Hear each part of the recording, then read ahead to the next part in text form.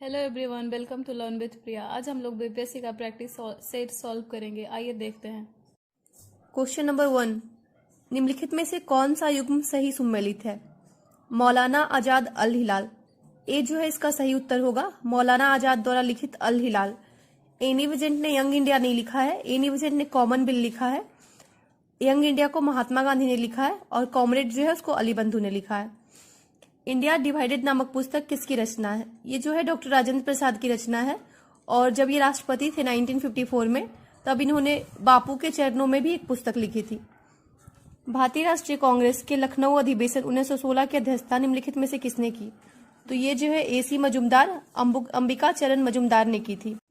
व्यक्तिगत सत्याग्रह के प्रथम एवं द्वितीय सत्याग्रही के जोड़े का चयन करें।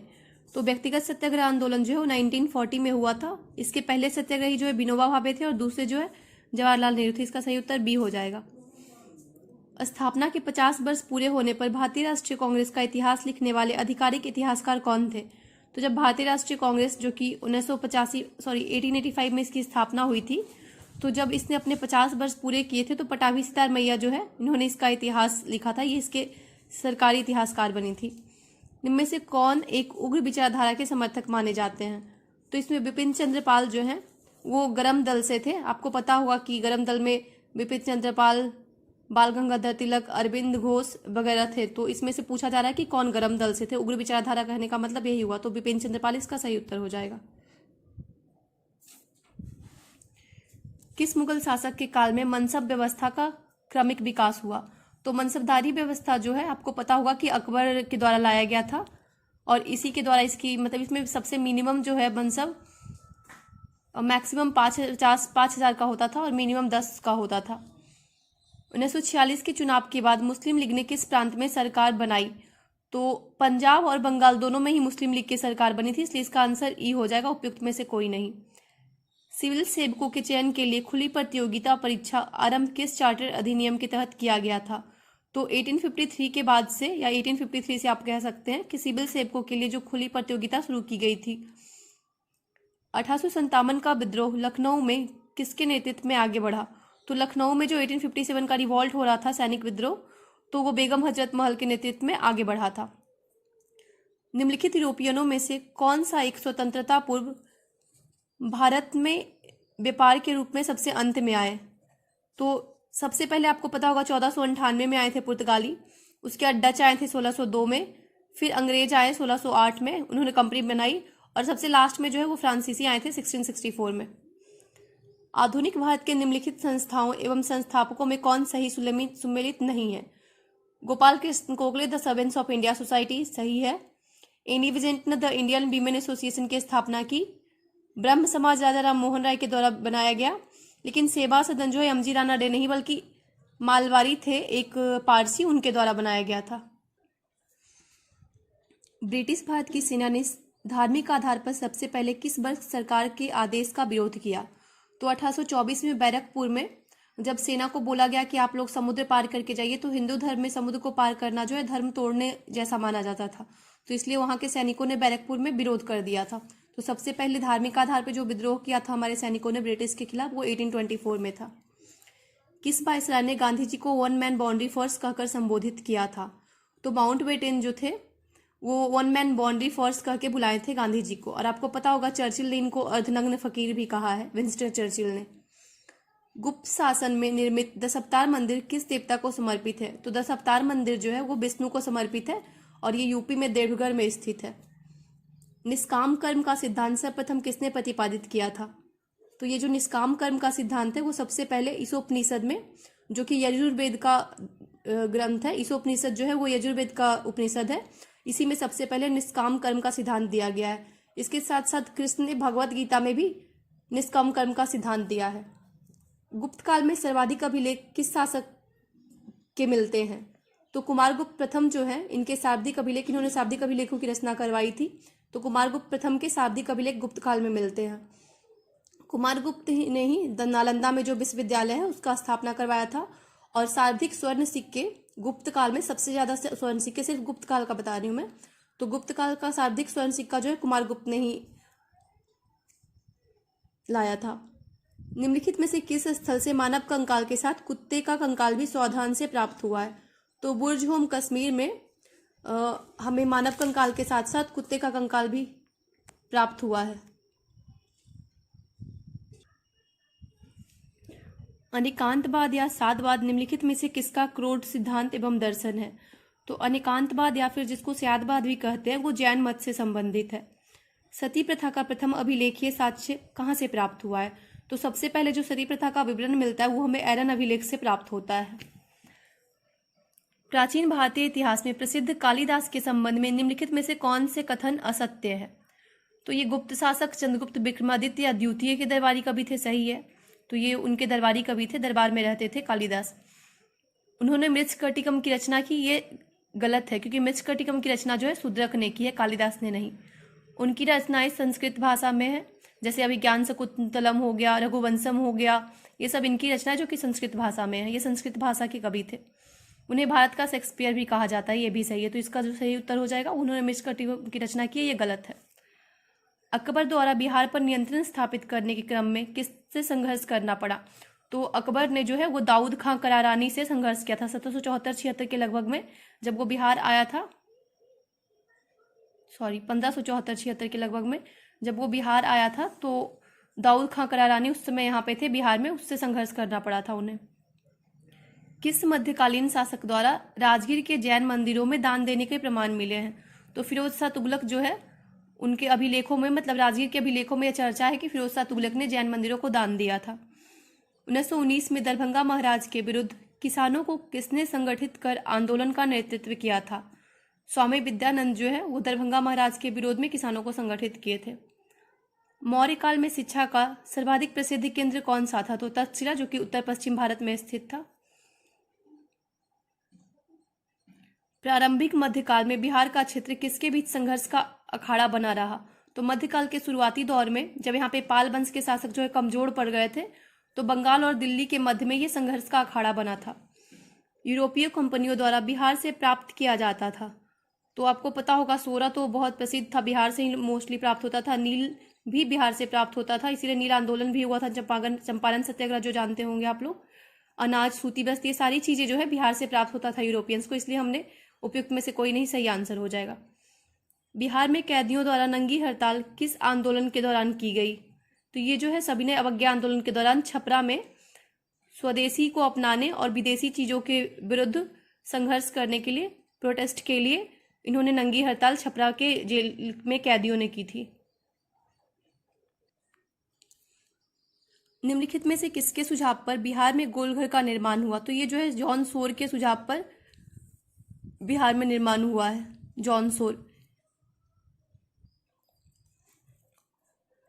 पटना में भवानी मंदिर क्रांतिकारी संस्था की स्थापना किसने की? तो ये भूपेंद्रनाथ दत्त ने की थी। मध्यकालीन भारतीय इतिहास में तबला को प्रचलित करने का श्रेय किसे दिया जाता है?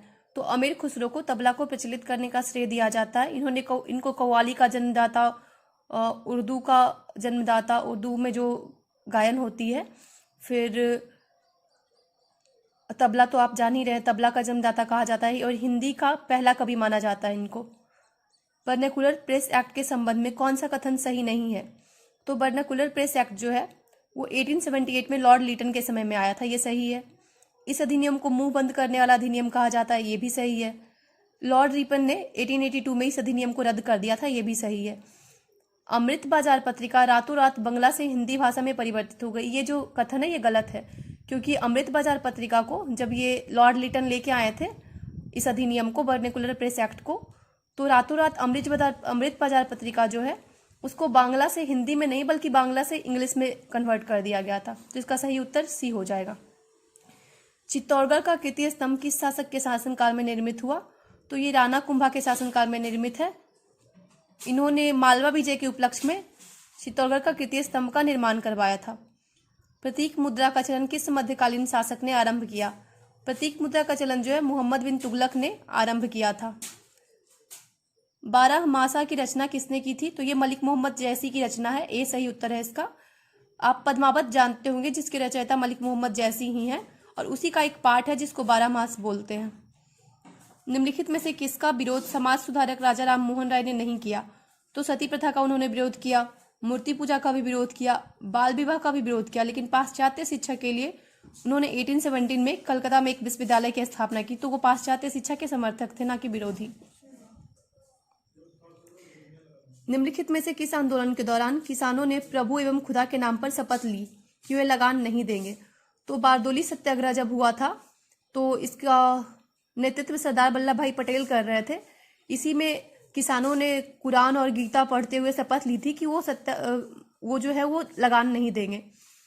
निम्नलिखित में से किस आंदोलन का आह्वान महात्मा गांधी ने नहीं किया? अहमदाबाद मिल मजदूर आंदोलन 1918 महात्मा गांधी के नेतृत्व में हुआ था। रॉलेट सत्याग्रह जो हुआ था 1919 के बाद, ये भी महात्मा गांधी के नेतृत्व में हुआ था। असहयोग आंदोलन 1920-22 में जो था वो भी महात्मा गांधी के नेतृत्व में था। सविनय अवज्ञा आंदोलन जो 1930 में हुआ था ये भी महात्मा गांधी के नेतृत्व में ही था। इसलिए इसका उत्तर जो है उपयुक्त में से कोई नहीं हो जाएगा। नवयुवकों द्वारा 18 वर्ष की आयु पर मताधिकार का पहली बार प्रयोग किस आम चुनाव में किया गया? तो ये 1989 में हुआ। अगर आपको पता होगा कि 61th जो अमेंडमेंट हुआ था, 60वां संविधान संशोधन 1989 में, उसमें जो युवा थे उनकी उम्र 21 से घटाकर जो मत देने वाले लोग थे उनका अधिकार 21 वर्ष से लेकर 18 वर्ष घटा दिया गया था। मतलब 21 वर्ष पहले जो है अगर आप वोट देना चाहते थे तो आपकी उम्र 21 साल होनी चाहिए थी। लेकिन 61वें संविधान संशोधन 1989 में इसको 21 से घटाकर 18 कर दिया गया था और 1989 में यह संशोधन हुआ और उसी समय के आम चुनाव में पहली बार इसका यूज किया लोगों ने मताधिकार में।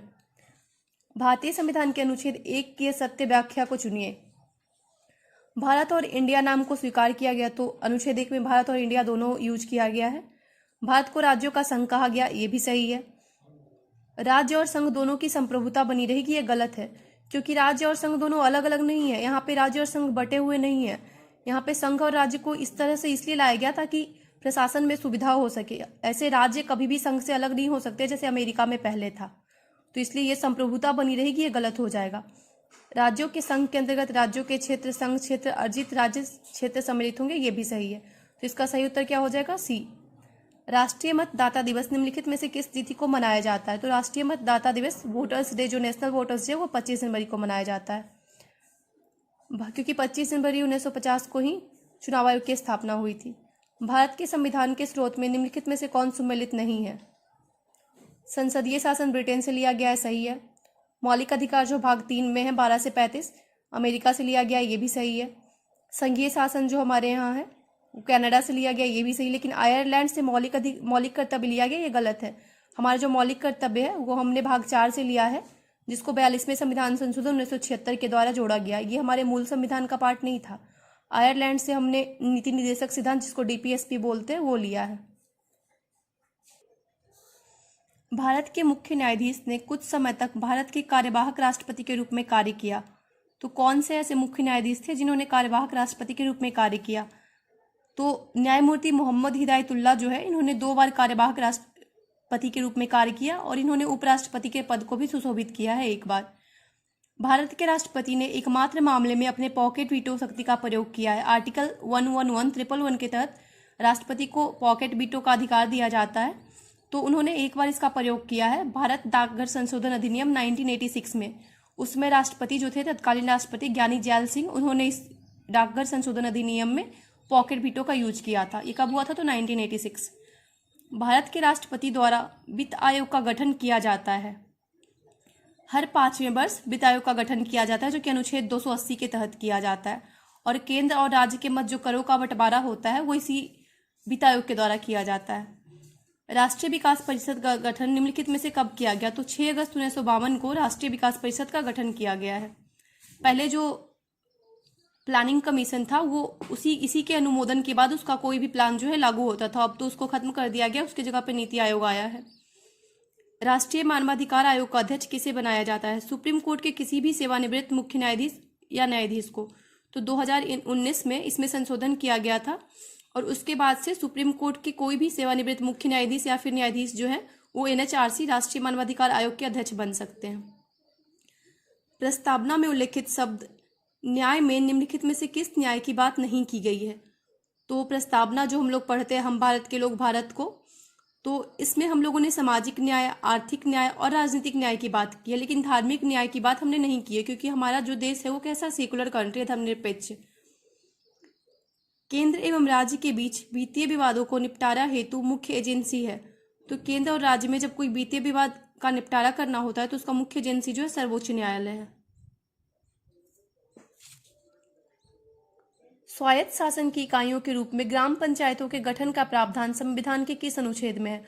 तो आपको पता होगा कि ग्राम पंचायत का गठन का बात जो है वो डीपीएसपी मतलब डायरेक्टिव प्रिंसिपल ऑफ स्टेट में नीति निर्देशक सिद्धांत में की गई है, अनुच्छेद 40 के तहत।